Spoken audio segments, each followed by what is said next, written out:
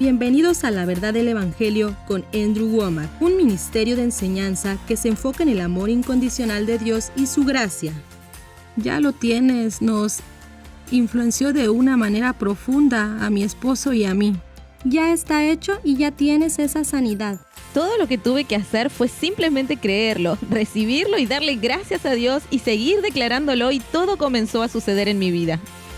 Y ahora con ustedes, Andrew. Bienvenidos a nuestra transmisión de los jueves de la verdad del Evangelio. Hoy voy a continuar enseñando sobre el tema de ya lo tienes. Y mañana va a ser mi último día enseñando sobre esto, así que necesitas escribir para obtenerlo. Sabes, hay personas que nos han contactado y dicen, ¿quieres el libro del que Andrew estuvo hablando? Y el ministro de oración dice, ¿ya lo tienes? Y dicen, ¿ya lo tengo? Y le contestan, no, pero se lo haremos llegar. Y dicen, pues dijiste que ya lo tengo. Nos divertimos mucho con este título, pero esta enseñanza ha sido poderosa. Y esto es algo que literalmente cambió mi vida, y he visto esto transformar la vida de miles de personas. Es una de las cosas más importantes que necesitas entender, que no necesitas que Dios haga algo. Dios ya ha hecho todo lo que iba a hacer por medio de Jesús. Ahora Jesús ya está sentado a la diestra del Padre y ha delegado todo el poder y la autoridad a nosotros. Y Él mismo vive en tu interior, y no necesitas que Jesús venga y responda a tu oración y que te dé más fe, más poder, más de nada. Tú ya lo tienes. Simplemente necesitas entender lo que tienes y luego aprender a desatarlo. Hay una gran diferencia.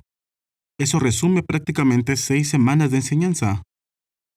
Ayer estuve compartiendo de Mateo capítulo 17 que Jesús y 3 de sus discípulos descendieron del monte de la transfiguración, y cuando llegaron ahí se encontraron a un hombre con su hijo, a quien la versión Reina Valera lo llama lunático. Simplemente significa que tenía algún tipo de convulsión que lo aventaba en el suelo.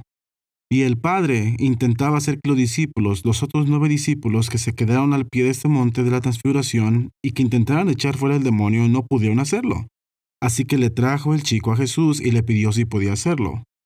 Y Jesús primero que nada expresó su disgusto con la incapacidad de sus discípulos para poder echar fuera este demonio.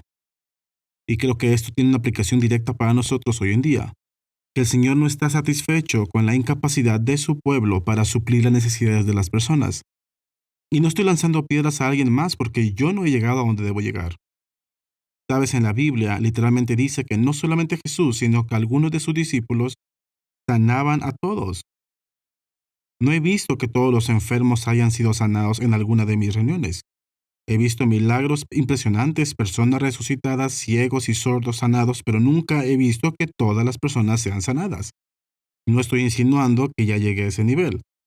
Estoy camino en esa dirección, pero actualmente hay muchísimas personas que ni siquiera creen que debemos asumir alguna responsabilidad por la sanidad. Lo miran como si dependiera de Dios, que Él es soberano. Pero en fin, los discípulos no pudieron echar fuera a este demonio, y después de que Jesús lo expulsara, luego vinieron con Jesús y le dijeron, ¿por qué nosotros no pudimos expulsarlo? Y Jesús les dijo en Mateo capítulo 17, versículo 20, por su incredulidad. Y pasé bastante tiempo en esto ayer, no lo terminé, así que hoy lo voy a retomar. Pero permíteme decir que Jesús no dijo que se debía a su fe pequeña. Estoy consciente de que la traducción NBI dice fe pequeña, pero eso está equivocado. Y la NBI también omite el siguiente versículo. En verdad estoy en desacuerdo con eso. Simplemente sacar un versículo porque no encaja con tu teología o lo que sea. Así que yo uso la NBI, no uso exclusivamente la versión en inglés King James, aunque me han criticado por las dos cosas. He conocido a personas que solamente leen la Reina Valera y vienen conmigo y me dicen que soy del diablo solo porque tomo en cuenta otra traducción. Luego otras personas vienen conmigo y dicen que exclusivamente les gusta otra traducción y me critican por usar la King James en inglés.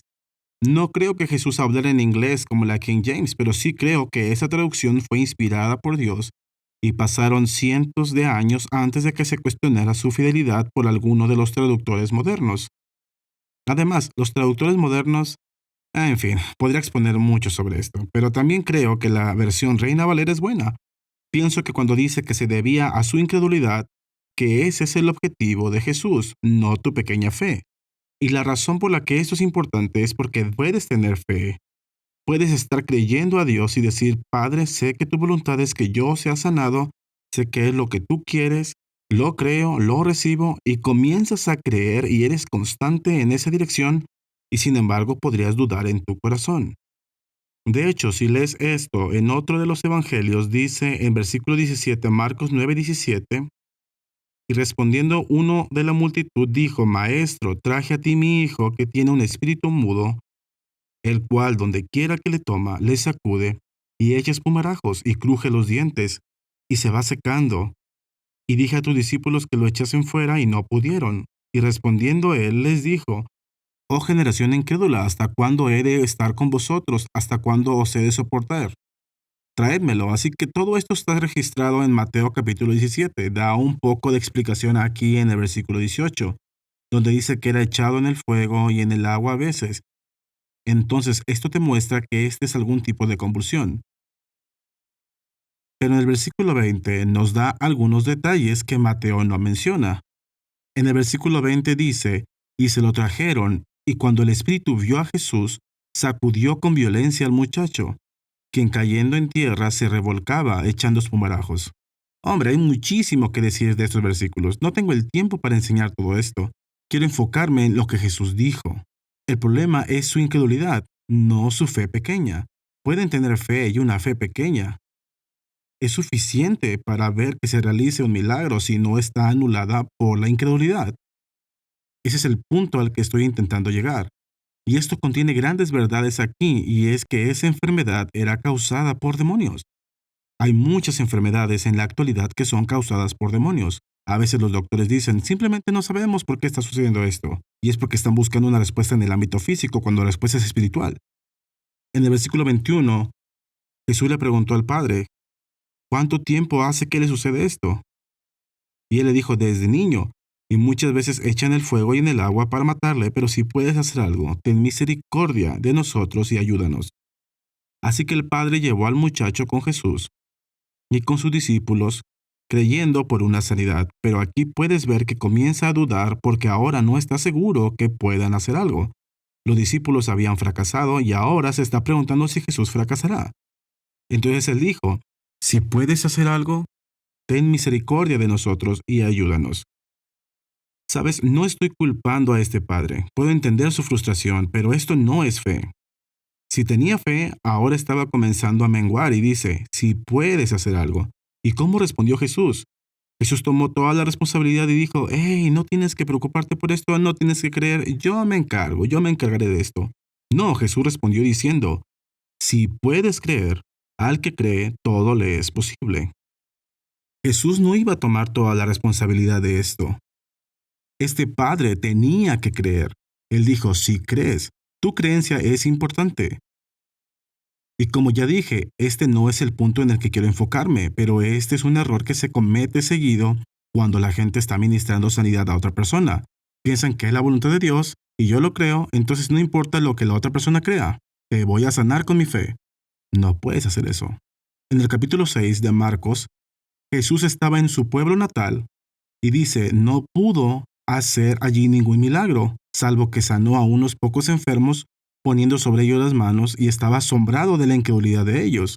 Y si combinas eso con Mateo capítulo 13, versículo 58, donde se habla de lo mismo, dice, y no hizo allí muchos milagros a causa de la incredulidad de ellos. Entonces eso muestra que aunque Jesús era la plena manifestación de Dios y no tuviera incredulidad ni temor ni ningún problema en él, no pudo hacer lo que quería hacer debido a la incredulidad de la gente. Dios no va a invalidar tu voluntad y hacer cosas en contra de tu voluntad. Tú tienes que creer. Y le regresó la pelota al Padre y le dijo, si puedes creer, al que cree todo es posible. Ahora bien, pienso que Jesús iba a ayudarlo, pero no puedes vencer la incredulidad de una persona si lo está rechazando totalmente. Sabes, lo comparo con un auto. Si pones la transmisión en estacionarse o si lo tienes en neutral pero tienes tu pie sobre el freno, no voy a poder empujar tu auto, pero si lo pones en neutral, entonces sí podré empujarlo. Quizá no pueda hacerlo también como si estuviera encendido el motor y todo estuviera funcionando, pero puedo mover tu auto si quitas el pie del freno o si no está en estacionarse. Pero si lo pones en esa posición o pones tu pie en el freno, pones el freno de mano, no puedo moverlo. Si una persona está en contra de Dios, no vas a lograr que sanen contra su voluntad. Jesús no pudo hacerlo. Tú no puedes hacerlo. Entonces volvió a poner la responsabilidad en el padre.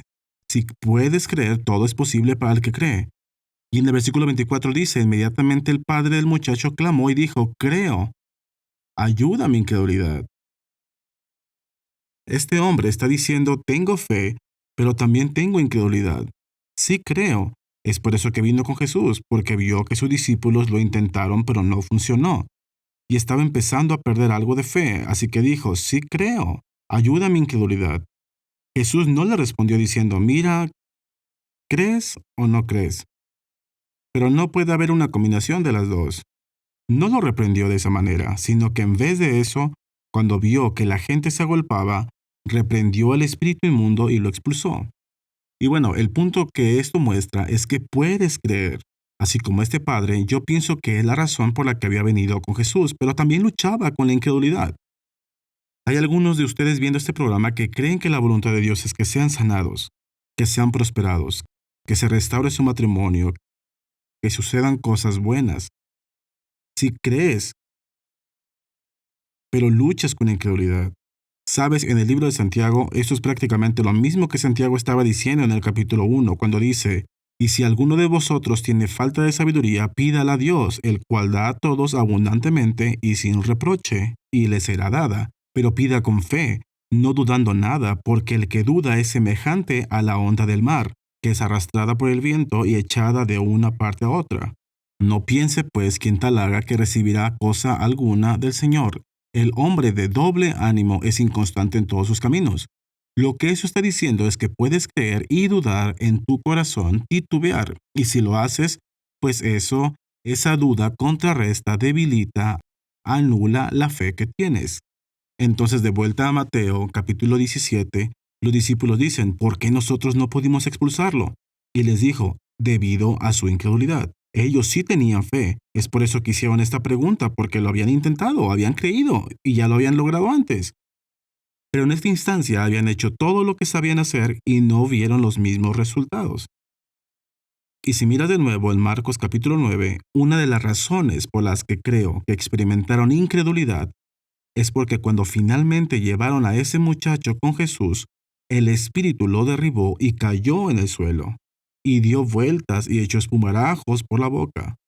No sé si alguna vez has estado cerca de alguien que tiene una convulsión, pero recuerdo que cuando estuve en la secundaria, yo estaba en el coro, éramos más de 100 personas en el coro y estábamos parados en unas tarimas en la presentación y estábamos cantando en una de nuestras asambleas. Eran más de 2,000 personas en la secundaria de la que yo me gradué.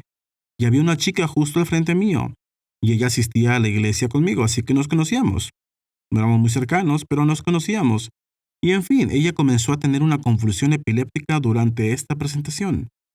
Y estaba echando espuma por la boca, se estaba mordiendo la lengua, y estaba convulsionándose. Y bueno, creo que debido a que íbamos a la misma iglesia y yo la conocía, es que ella se volteó hacia mí y en fin, se cayó en mis brazos y yo estaba sosteniendo a esta chica mientras tenía esta convulsión, y te aseguro que me hizo erizar toda la piel.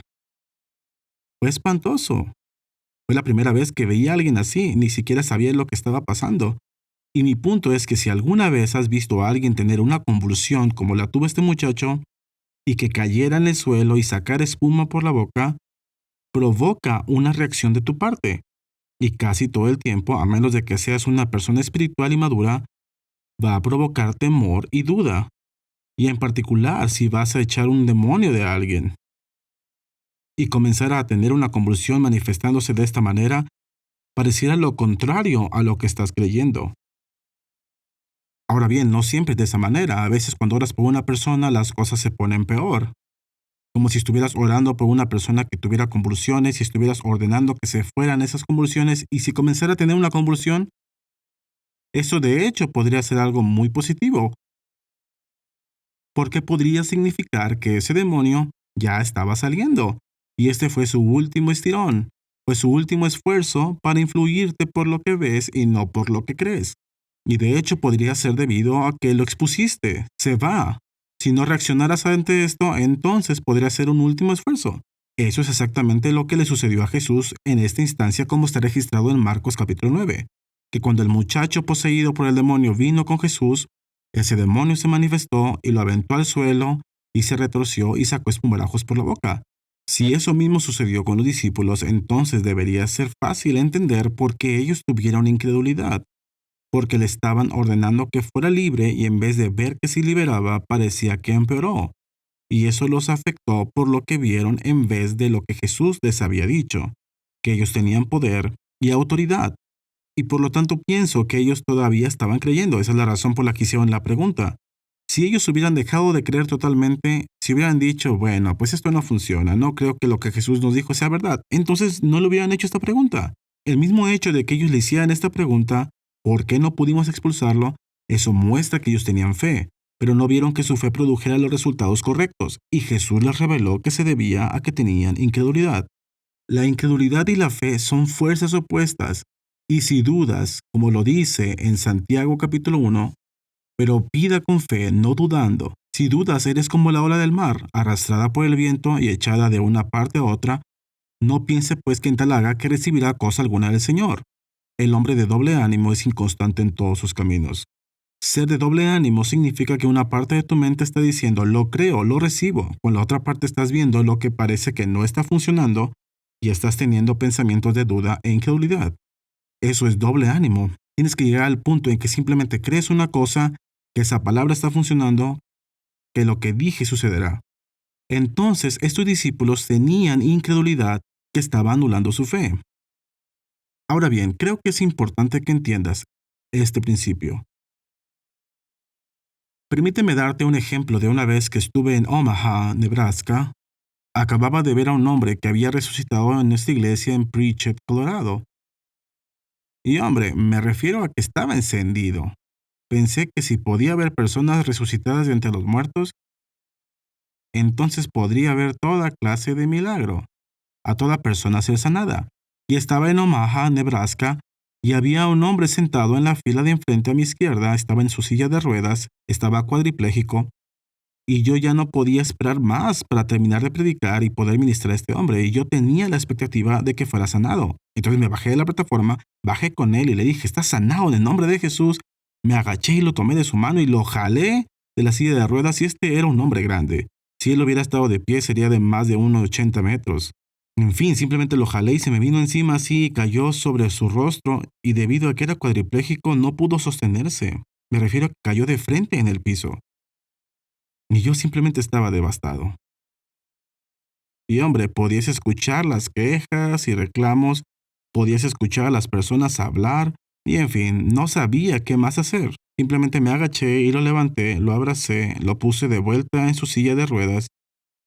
Le dije, vete en paz, sé reconfortado y lleno, y sin embargo no le di lo que necesitaba, y regresé a la habitación del hotel y estaba simplemente devastado. Dios, ¿qué pasó? Y algunas personas simplemente dirían, pues no creíste. Pues espera un momento, te aseguro que yo estaba creyendo.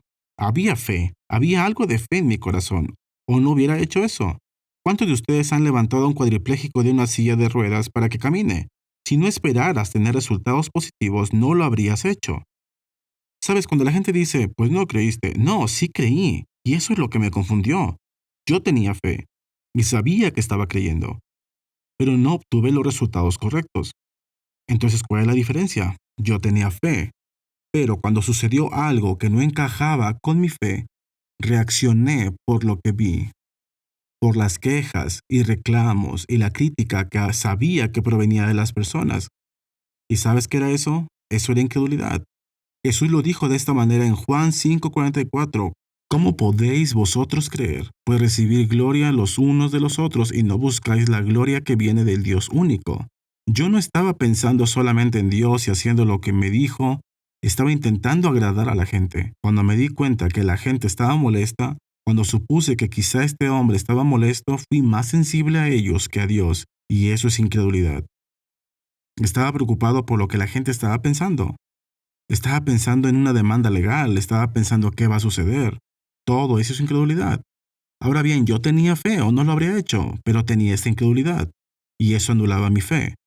Y sabes, muchos años después, estaba leyendo un libro acerca de Smith Wigglesworth, y Smith Wigglesworth vio suceder grandes milagros, y en fin, daban un ejemplo, era su yerno quien escribió el libro, y dijo que cuando Smith tenía una reunión Comenzaba haciendo algún milagro y luego predicaba acerca de cómo sucedió y luego hacía un llamado al altar al final y le pedía a la gente que pasara al frente. Pero siempre comenzaba diciendo, la primera persona que llegue aquí a la plataforma será sanada de cualquier cosa que tenga. Y la gente sabía que él iba a hacer esto. Entonces había una mujer que tenía alguna clase de tumor en su estómago, era una mujer de edad avanzada y sin embargo tenía un tumor que le hacía verse embarazada. Entonces esas dos amigas estaban esperando y cuando dijera la primera persona que pase será sanada, hicieron que subiera a la plataforma frente a él. Y entonces él dijo, suéltenla. Y esas mujeres le dijeron, no podemos soltarla, no puede pararse por sí sola. Y les alzó la voz y dijo, suéltenla. Entonces la soltaron y ella cayó sobre ese tumor y exclamó una queja de dolor. La gente en la audiencia protestaba, exactamente de la manera como me había sucedido a mí cuando saqué a ese hombre de la silla de ruedas y cayó sobre su rostro. Pero ¿sabes cómo respondí yo? Respondí con temor, reaccioné en temor a lo que la gente iba a pensar acerca de mí, una demanda legal o algo. Y Smith Wigglesworth, ¿cómo respondió él? Él dijo, levántenla. Entonces la levantaron y ahí estaba parada en medio de estas dos mujeres de nuevo y dijo, suéltenla. Y dijeron, no podemos soltarla. Y él les gritó, suéltenla. Y la soltaron y ella cayó sobre ese tumor de nuevo y exclamó un quejido y toda la gente se quejaba. Y Smith dijo, levántenla. Así que la tercera vez dijo, suéltenla. Y ellas dijeron, no la vamos a soltar. Y él les dijo, les dije que la soltaran. Y uno de los hombres en la audiencia dijo, ¡Ey, bestia, deja en paz a esa pobre mujer! Y Smith le gritó a ese hombre, tú encárgate de tus asuntos, yo sé lo que estoy haciendo, yo sé lo que hago. Y él dijo, suéltenla. Y la soltaron y ella dio el paso, se sostuvo y ese tumor salió de su vestido en el piso y fue sanada. Permíteme decirte que yo había tenido la misma fe, pero la diferencia fue que cuando sucedió algo contrario a lo que estaba creyendo, lo que Smith estaba creyendo, se mantuvo creyendo y no escuchó lo que decían los demás. No le afectó la opinión de las personas. A mí sí. Yo tenía fe, tenía la misma fe que Smith Wigglesworth, pero tenía incredulidad, preocupación por lo que los demás pensaban. Hay algunos de ustedes viendo este programa que están creyendo por su sanidad, por su prosperidad o lo que sea, pero otras personas te están criticando. Otras personas te están diciendo que estás loco. Tu iglesia quizás... Sabes, a veces las personas no lo hacen por ser malos contigo. A veces lo hacen como diciendo, te amamos. Sabemos que quieren tu bien. Pero lo que estás diciendo, estás loco de remate. Y tal vez no lo digan, pero eso es incredulidad y no lo refutas. Y como resultado, anula tu fe. Esto es Colombia, amigos.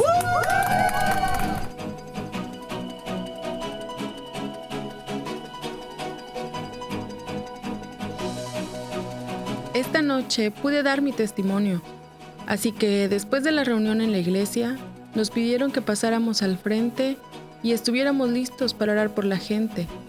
Y varias mujeres vinieron conmigo llorando, y pude abrazarlas y orar por ellas en el espíritu. Simplemente fue una experiencia poderosa.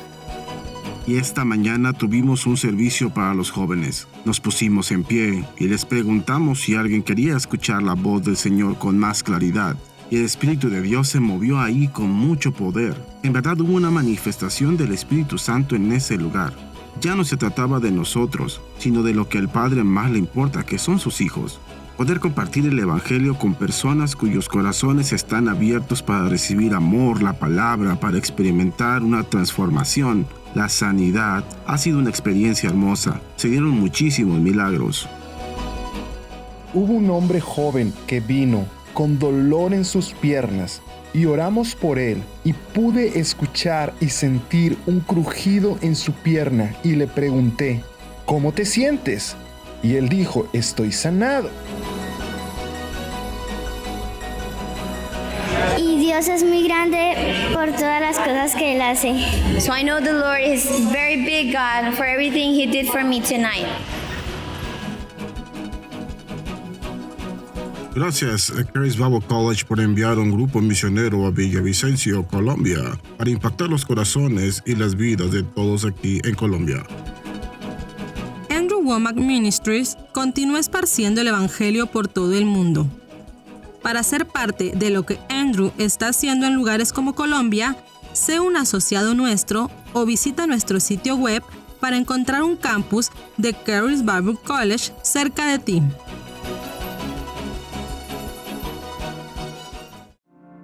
Gracias por ver nuestro programa La Verdad del Evangelio con Andrew Wommack. Esperamos que hayas sido bendecido por la enseñanza de hoy. Esta enseñanza completa está disponible en forma de libro, de guía de estudio, CD o DVD. Tú puedes obtener estos productos, así como muchos otros recursos valiosos en español cuando visites nuestro sitio web awmi.net/español. Gracias por ver nuestro programa La Verdad del Evangelio. Y solo quiero mostrarte todos los materiales que tenemos traducidos al español. Ni siquiera sé cuántos libros son, pero son docenas de libros. Tenemos guías de estudio. Tenemos muchísimos materiales de estudio que hemos diseñado para que recibas de parte del Señor. Y en verdad me gustaría invitarte a que por favor aproveches esto. Puede cambiar tu vida. Hemos visto millones de personas que han sido bendecidas.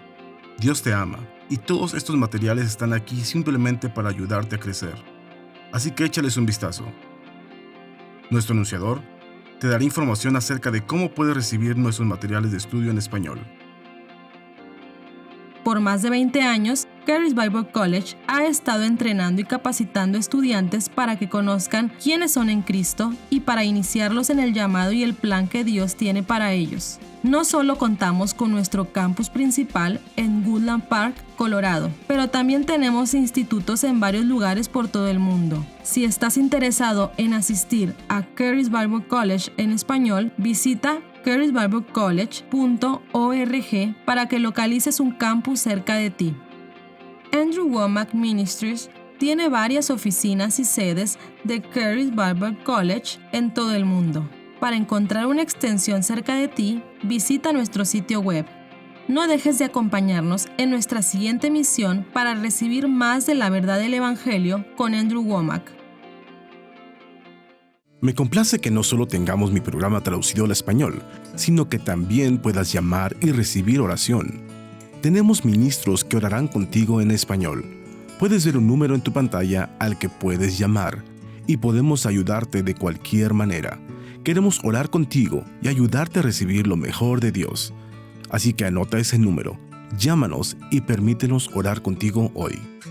Tienes que ser determinante en tu pensamiento y no ser afectado por lo que ves.